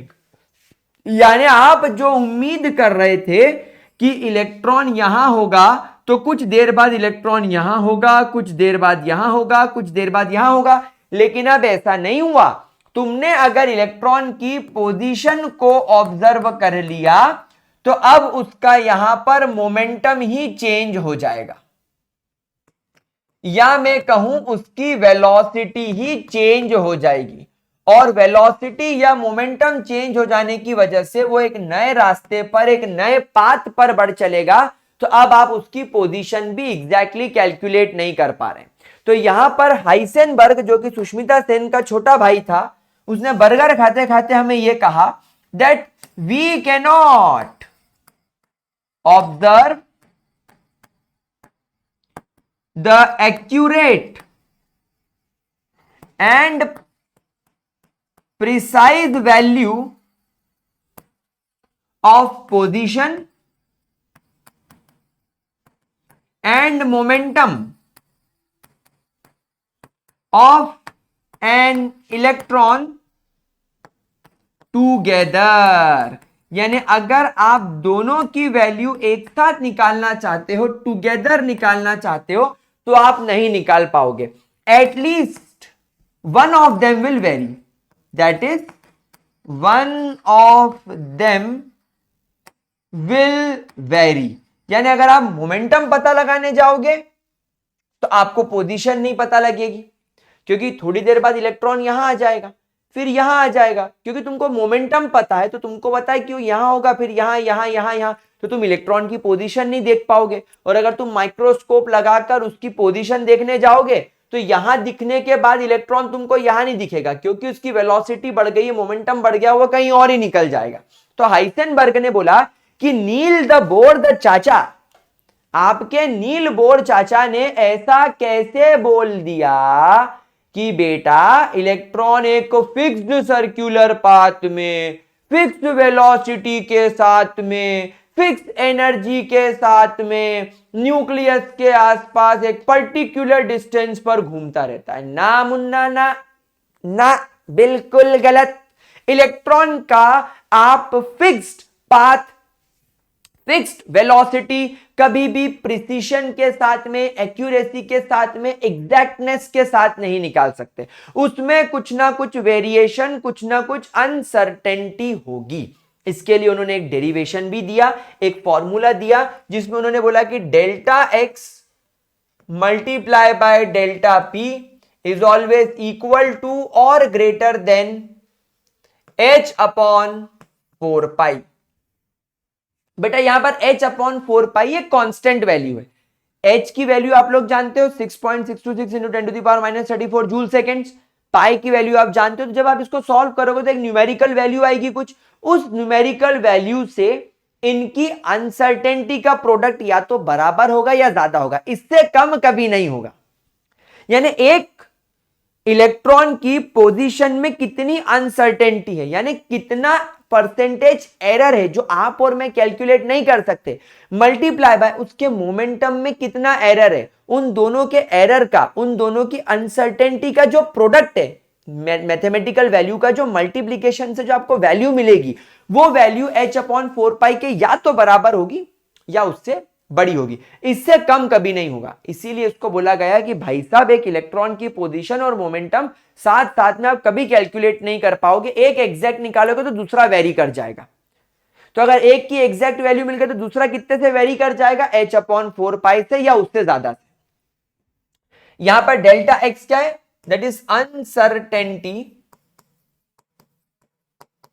In position, it is uncertainty in the position. Delta P क्या है, दैट इज अनसर्टेनिटी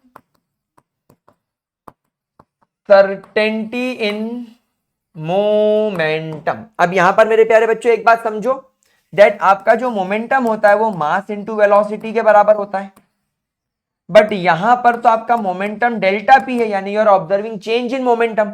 लेकिन बेटा किसी भी बॉडी का मास थोड़ी चेंज होता है, मास can never be created not destroyed, तो मास तो हमेशा कांस्टेंट रहेगा, लेकिन उसका वेलोसिटी तो बदल सकता है ना।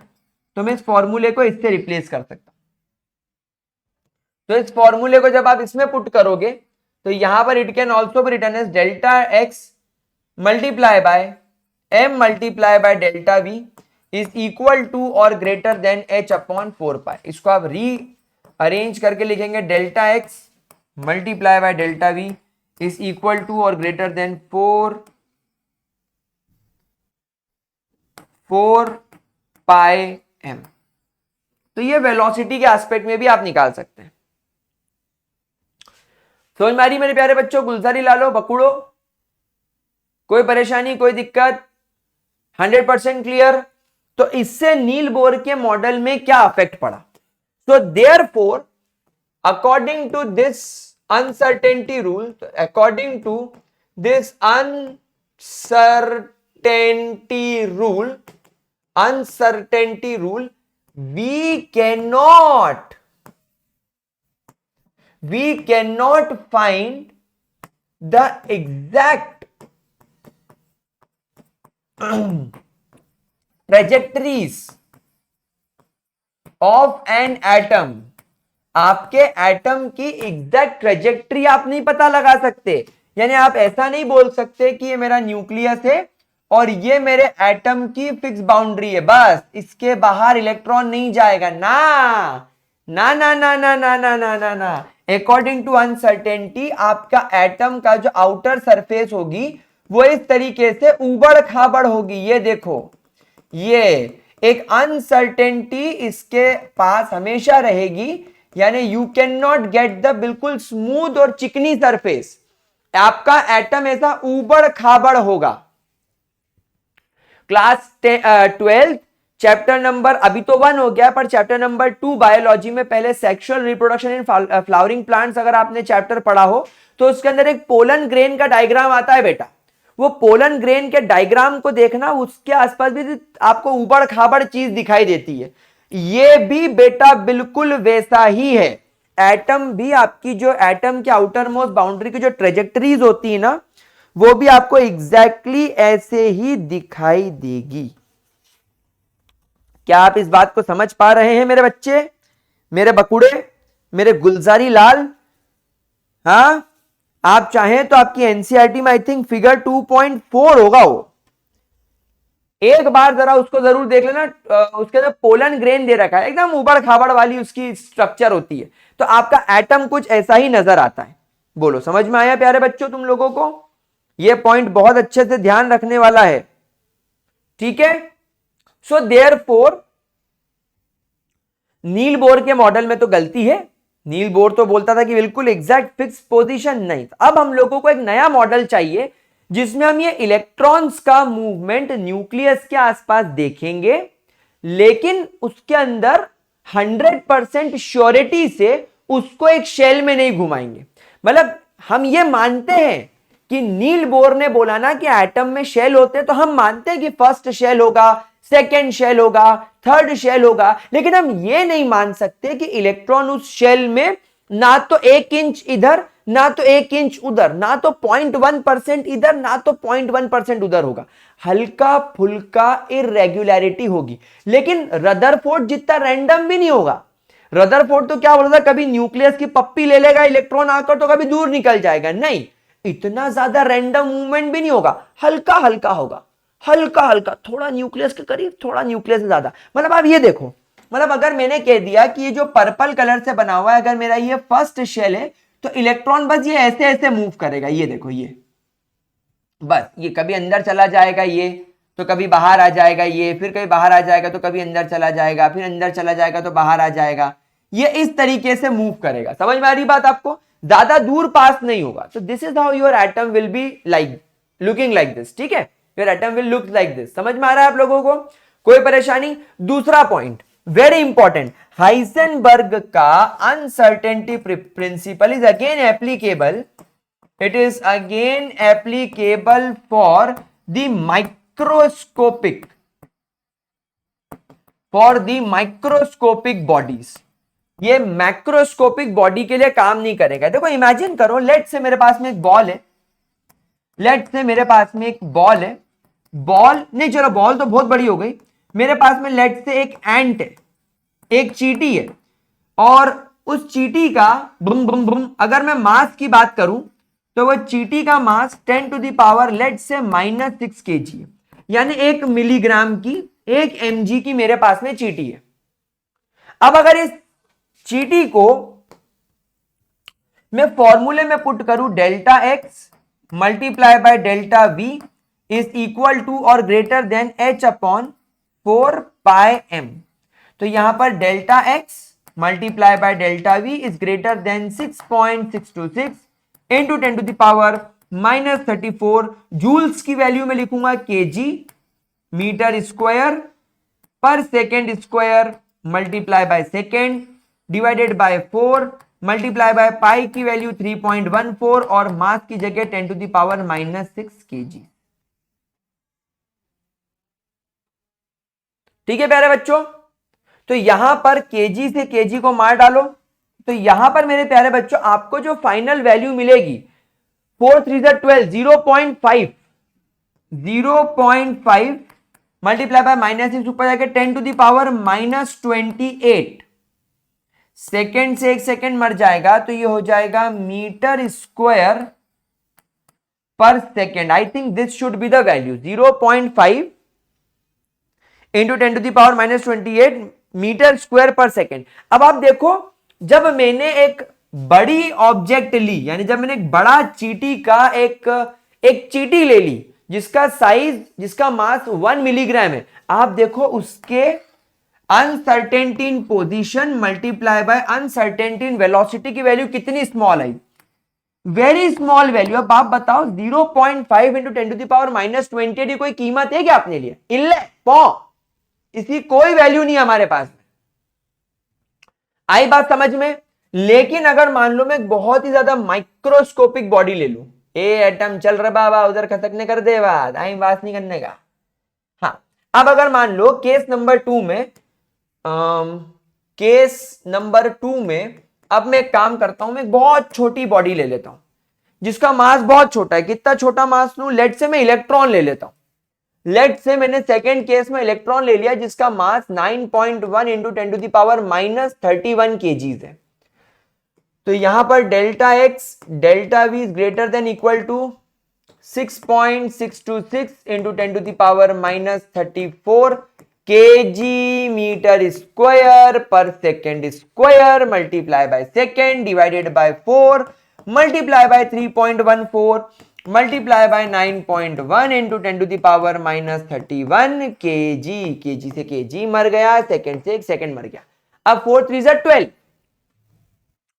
एंड 12 9 108।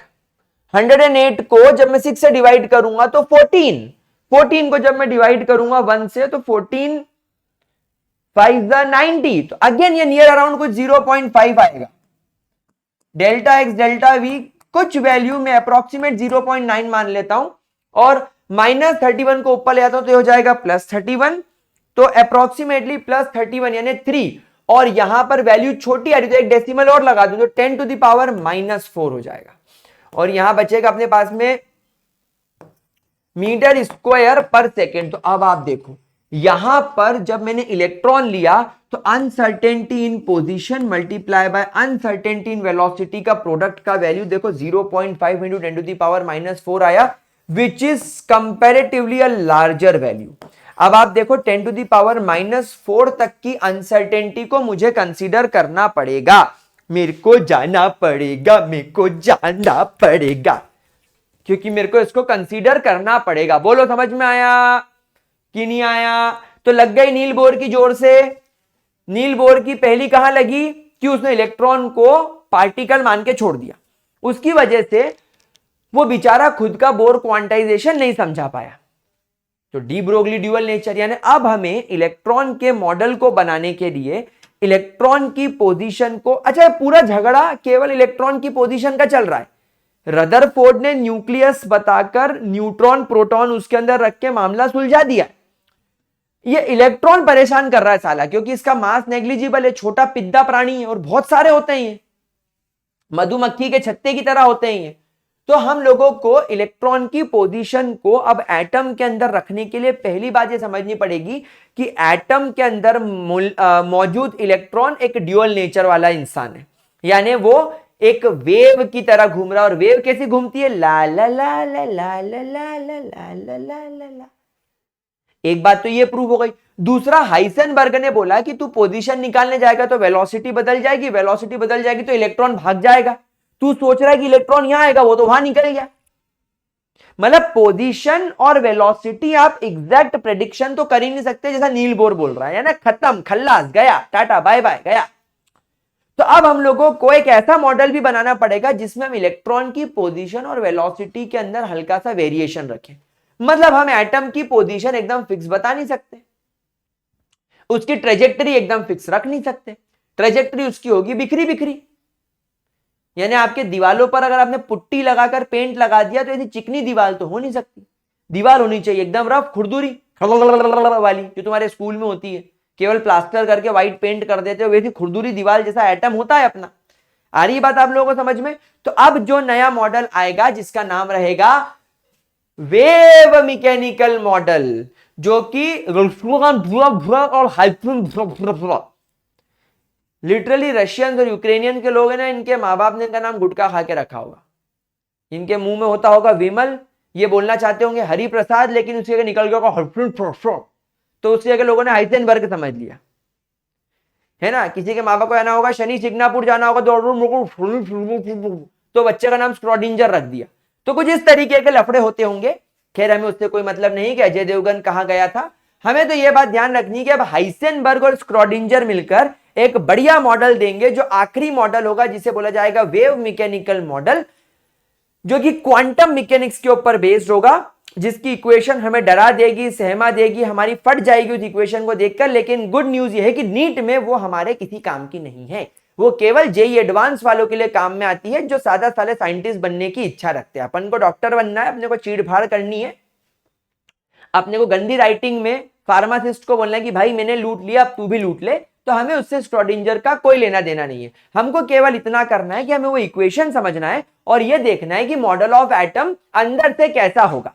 तो अब वो चीजें सिंप्लीफाई करके मैं आपको पढ़ाऊंगा, but in the next lecture. आज का लेक्चर यही खत्म करते हैं। हाइसेनबर्ग के अंदर मैंने आपको वैल्यूज पुटअप करना तो सिखा दिया, और कुछ केसेस में आपको वेलोसिटी या पोजीशन का डिफरेंस गिवन होगा, वो जब अपन डीपीपी सॉल्व करेंगे तो I will give you some questions on that. पर अभी अपन लेक्चर यहीं पर खत्म करते हैं। Thank you so much for joining. अब आप लोग भी निकलो, मैं भी निकलता हूं। डीपीपी सॉल्विंग बहुत जल्दी शुरू करेंगे। आप लोगों के लिए कुछ गुड न्यूज भी आ रही है, नीट वाले एस्पायरेंट्स के लिए, 12th बोर्ड वाले बच्चों के लिए, वो भी बात करेंगे। कैसे होगा, क्या होगा, सब जल्दी जल्दी पता चलेगा। लेकिन बेटा चैनल को जरा सब्सक्राइब करो, वीडियोस को देखो तो मैं बताऊं, नहीं देखोगे, नहीं सब्सक्राइब करोगे तो कैसे मालूम पड़ेगा। चलो see you in the next lecture guys, bye bye, tata, take care.